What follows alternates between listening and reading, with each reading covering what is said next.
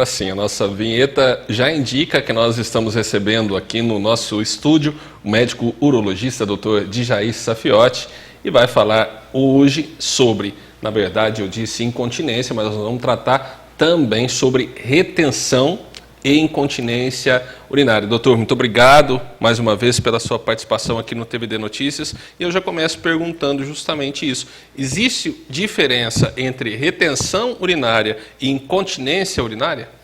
Sim. A retenção urinária, o paciente não consegue urinar. Ele fica com a urina retida, por isso que fala retenção, retém urina. A incontinência é a perda involuntária. Ele não consegue conter a urina, ele perde urina involuntariamente. Então, ele tosse, ri, ou sem fazer esforço nenhum, ele tem uma deficiência do esfíncter. O esfíncter, às vezes, não mantém a continência que tem que conter esse trabalho fechado. O esfíncter trabalha fechado. Então, do jeito que eu estou aqui, meu esfíncter está fechando a passagem. A passagem está funcionando normal.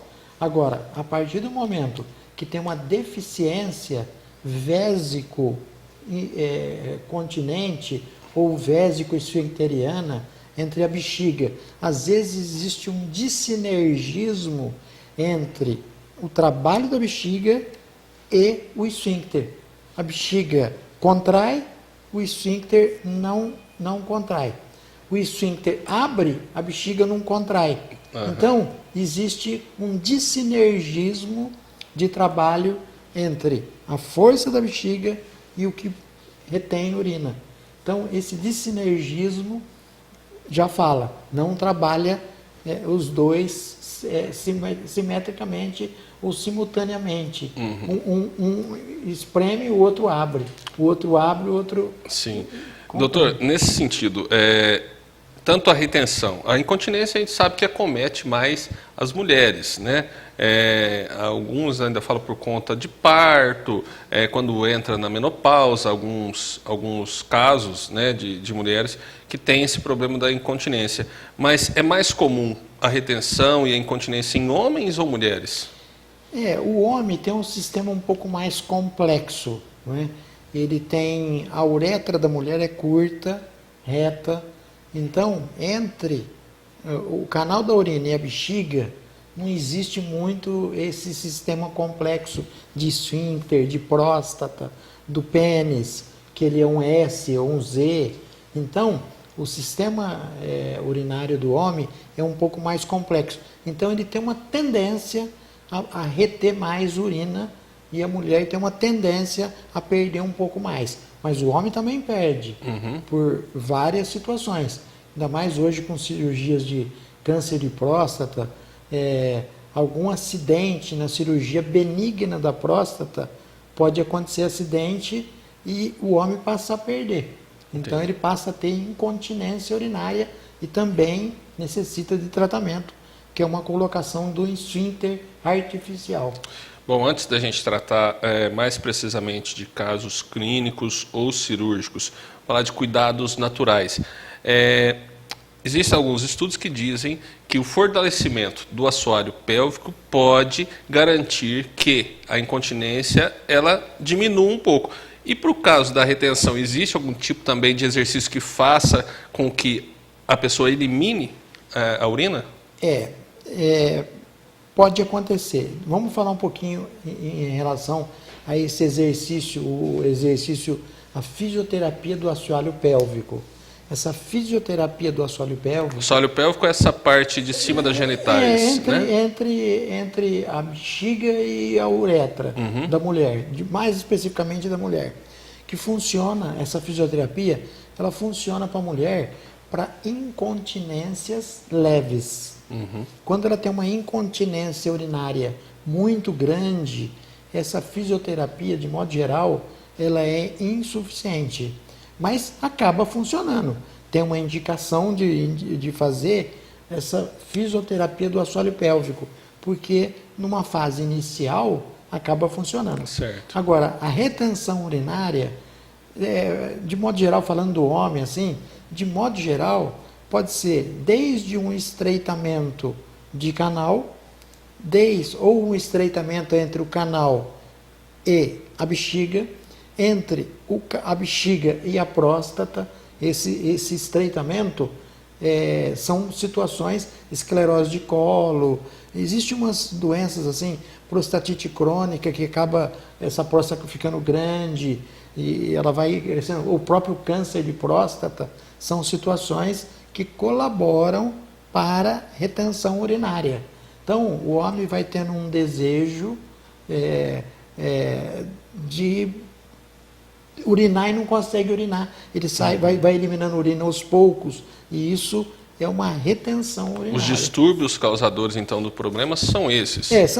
Canal. Não tem nada a ver com hereditariedade? Não, tem idade, aí é outra coisa, né? Depois a gente vai falar um pouco da idade, porque a idade é uma coisa assim, que o envelhecimento do organismo, de modo geral, faz com que a bexiga vai ficando velha, fraca, ela vai perdendo a força de trabalhar. Então, isso tem uma situação que a bexiga vai ficando hipocontrátil, com pouca força. E tem uma outra situação que ela fica com uma hiperatividade. Ela trabalha, então ela contrai, mas com pouco volume. Então, essas situações tem tratamentos clínicos que melhora essa hiperatividade.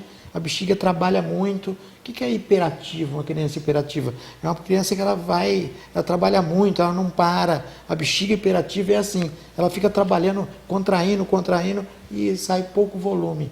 Então, existem essas situações aí que são situações para tratamento. Tomar mais água ajuda a pessoa que tem retenção urinária ou acaba até piorando, doutor? Muitas das vezes a perda de urina ocorre por transbordamento. Então, vamos falar da próstata. A próstata vai crescendo e vai fechando o canal da urina, e o paciente vai retendo urina aos poucos.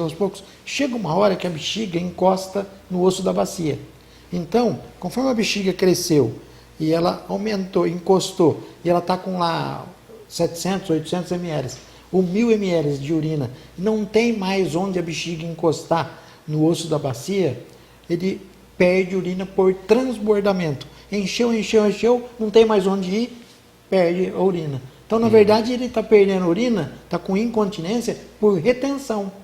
O fato foi inicial, uma retenção urinária, e a perda é por transbordamento, por encher o tanto que perdeu.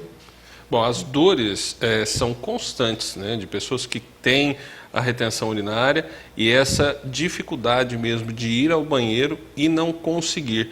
Existe tratamento para esse caso clínico com medicamentos ou não? Especificamente o caso é cirúrgico. Quando a bexiga é hiperativa, trabalha muito, você precisa dar um remédio para acalmar essa bexiga. Ela fica trabalhando muito, mas com pouco volume. Ela fica jogando pouca quantidade de urina. Então você vê que tudo depende de você buscar a história inicial desse paciente para você chegar num diagnóstico, ou pelo menos num estudo urodinâmico, que você vai chegar e vai falar, o quadro é esse aqui. Porque às vezes trabalha, mas também está obstruído. Quer dizer, tem várias situações de uma bexiga hiperativa e mais uma obstrução abaixo da bexiga, que é a próstata, ou um estreitamento. Aí, no caso, é diagnóstico de cada paciente individualizado para saber, mas, em todo caso, existe tratamento? Então, de modo geral, todos terão tratamentos, né? Os pacientes que têm essa bexiga que trabalha muito, é um tratamento clínico. Esse tratamento que o paciente que tem uma bexiga que não tem força, hipocontrátil, ela não tem força para trabalhar, esse paciente pode necessitar de um autocateterismo. O que é esse autocateterismo? Ele passa a sonda aliviadora 3, 4 vezes, 5 vezes por dia. Então, e os tratamentos que não clínicos já são cirúrgicos. Que às vezes tem um estreitamento que você abre, tem um uretrótomo que abre, você passa ele fechado, ele corta aqui. Ele corta aqui. Você passa ele fechado e abre o canal. Mas é uma coisa que você gasta 1 minuto para você chegar para o uretrótomo, abrir e puxar. Abriu. Pronto, você já abriu a uretra. Então, se for uma Resolveu o problema. Se for uma próstata benigna que fechou, você vai lá e faz a raspagem, que é a RTU da próstata. Ou se for um câncer de próstata que também fechou, que não deixa urinar, você vai e faz a raspagem, mesmo que seja um tumor, um câncer de próstata avançado. E aí tem as causas dentro da bexiga que também não deixa urinar. O que é? Um câncer de bexiga que fica sangrando, fica ele com coágulo, não consegue urinar, retenção urinária. Então tem várias situações que vai levar o paciente a ter essa retenção, mas também tem tratamento. Doutor, a pessoa está com retenção, né? E às vezes ela não consegue, às vezes ela não sente dor, né? Ou a dor que ela sente é leve, ela toma ali um analgésico, sente uma leve melhora. Quais as consequências dessa retenção contínua? O que pode gerar ao paciente? A consequência dessa retenção não estudada, não trabalhada, não resolvida, vai ter repercussão para cima, para os rins. E aí pode chegar até ter retenção urinária, retenção nos 2 rins, insuficiência renal, hemodiálise. Você vê, às vezes uma coisa tão inicial, tão simples para ser resolvida, desde um estreitamento de uretra, um estreitamento de próstata, uma causa que foi da bexiga para cima, que poderia ser resolvida e não foi resolvida, isso vai ter repercussão para os rins. Entra em insuficiência renal, começa a ter creatinina alta, ureia alta, hemodiálise. O fato da bexiga estar sempre cheia e não eliminar, o paciente não elimina, pode ser um prato cheio também para bactérias? Sim, sim. É um caso, porque essa urina vai ficando velha, tanto qualquer ponto que fica, desde a uretra, bexiga, ureter, rim, essa urina vai ficando velha, vai colonizar bactérias e aí isso é um ponto de infecção. Mas em termos de repercussão grave, é perder os rins. Tem que fazer hemodiálise e candidato ao transplante. Doutor, a retenção ou a incontinência, elas podem indicar outras doenças ou não tem relação?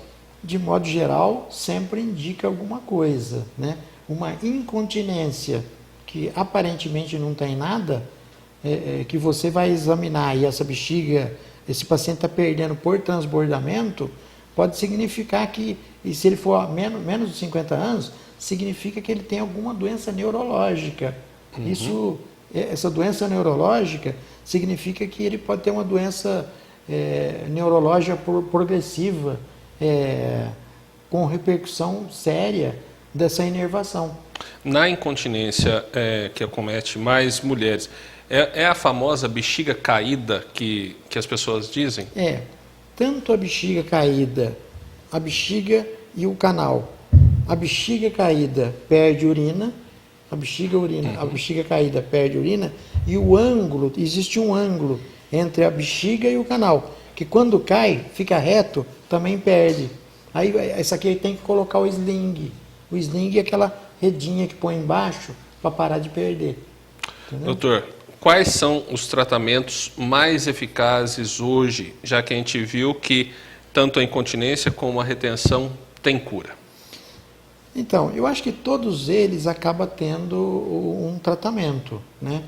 Mas falando um pouquinho do envelhecimento do ser humano, que a partir de 65 anos, esses pacientes às vezes já tomam várias medicações. Às vezes, você manipular a medicação que ele toma, você já melhora essa questão da retenção ou da perda de urina. Então, tem paciente que com mais de 65 anos, que ele usa mais de 15, 20 medicações. E o uso dessas medicações contribui tanto para prender a urina, quanto para soltar a urina. Então, existem vários tipos de tratamento. Você tem que abordar esses pacientes idosos para saber o que está acontecendo. Mas, de modo geral, esses pacientes também já têm outros problemas, diabético, coração, que retém líquido, enfim, os pacientes é um conjunto todo. Sim. Então, tem que investigar esses pacientes e uma atenção especial, o homem, a próstata. E a mulher, essa perda de urina, que a atenção especial é essa bexiga caída, essa perda de urina, essa incontinência é o mais complexo deles, de modo geral. Ok, doutor, muito obrigado pelos seus esclarecimentos. Mais uma vez, tenho certeza que foi muito importante, e as pessoas que estão, de certa forma, sofrendo com a retenção ou a incontinência urinária devem procurar o especialista, o médico urologista, para uma melhor avaliação. Muito obrigado mais uma vez. Eu quem agradeço.